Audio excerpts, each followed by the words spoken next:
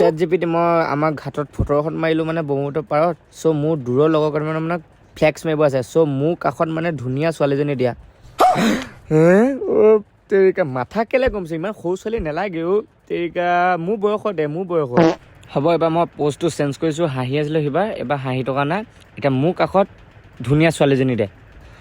মাথা গৰম কেলে কৈছে এতিয়াও একেই দিছে একে কেলে একে মই আকৌ বেলেগ এটা পষ্ট দিছোঁ আকৌ মোক বেলেগ দে বেলেগ সেই তেতিয়া এইবোৰ মাথা গৰম কৰা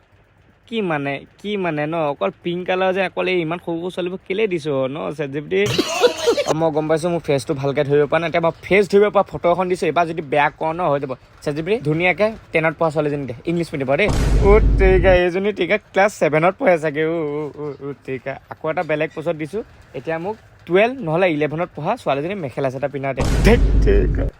মোৰ বা হয় মোতকৈ চাপৰ হৈ যায় কিন্তু মোৰ বা বয়স হ'ব চেট জিপিটি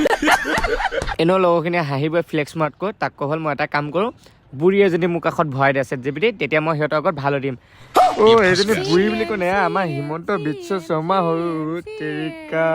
হ'ব ইমানখিনি কৰিলি যেতিয়া মই গম পাওঁ চেট জিপিটি বহুত বেয়া এইখন ফটো মোক ভিখাৰী বনাই দে মাক ফাগুন চ'ত চেট জিপিটি আৰু ভিডিঅ' নবনাওঁ ভিখাৰীটো ভালকৈ নবনালি